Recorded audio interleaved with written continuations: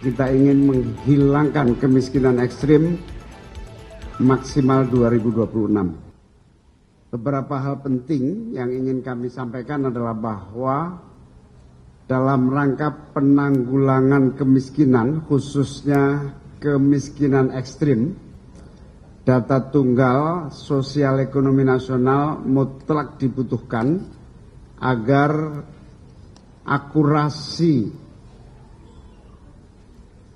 rakyat masyarakat yang dalam posisi miskin ekstrim itu betul-betul bisa tertangani dengan tepat, cepat, dan sesuai dengan target. Kita ingin menghilangkan kemiskinan ekstrim maksimal 2026. Yang kedua, dalam rangka penyempurnaan pemanfaatan data tunggal sosial ekonomi, kelengkapan, keakuratan, keamanan data, hingga updating serta persiapan membangun infrastruktur digitalnya menjadi pembahasan yang akan kita tindak lanjuti dengan langkah-langkah konkret melalui digitalisasi dan berbagai penunggalan pemanfaatan teknologi digital.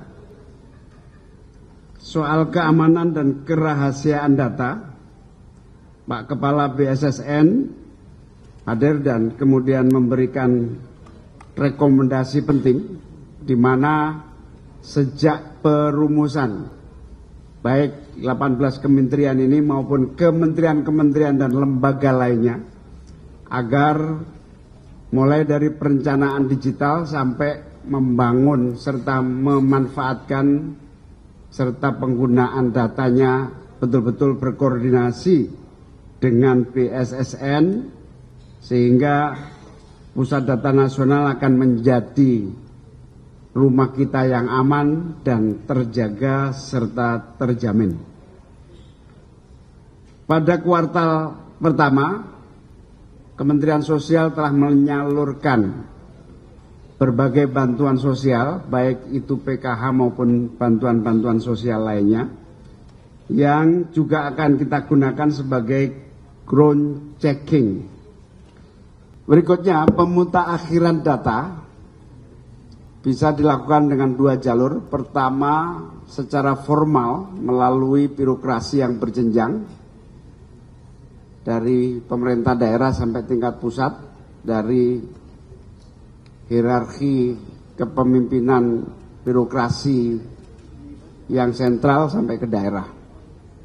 Yang kedua, kita juga mengundang partisipasi masyarakat untuk menjadi bagian dari updating dinamika perkembangan data tunggal sosial ekonomi sehingga tidak ada masyarakat yang merasa ditinggalkan di dalam pembangunan nasional kita.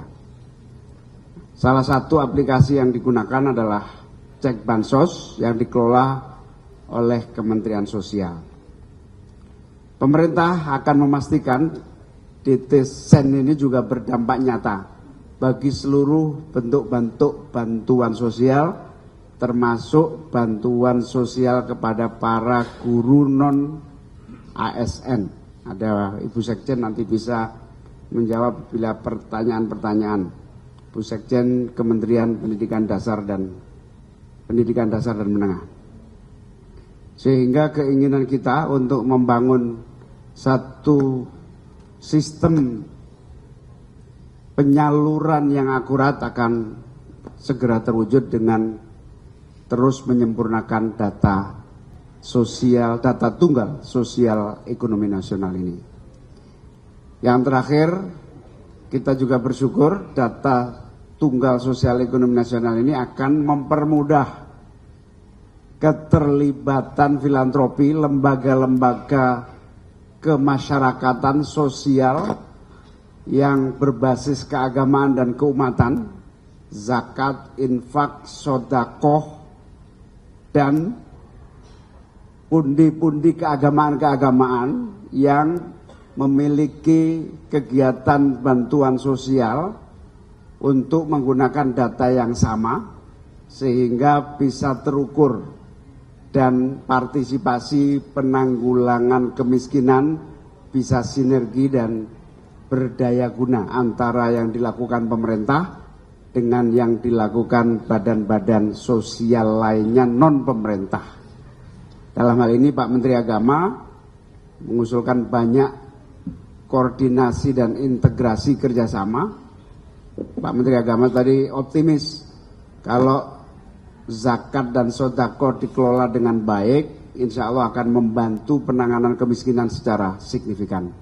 Dalam waktu dekat kita akan koordinasi antara Kementerian Sosial dan Kementerian Agama, apalagi di bulan suci Ramadan ke depan ini akan sangat bergairah kepedulian sosial dan upaya solidaritas keagamaan untuk membantu yang lemah.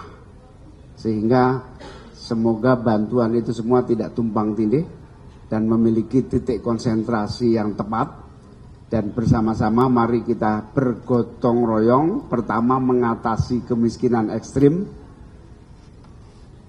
dan yang kedua mengatasi kemiskinan pada umumnya yang berjumlah sekitar 24 juta lebih.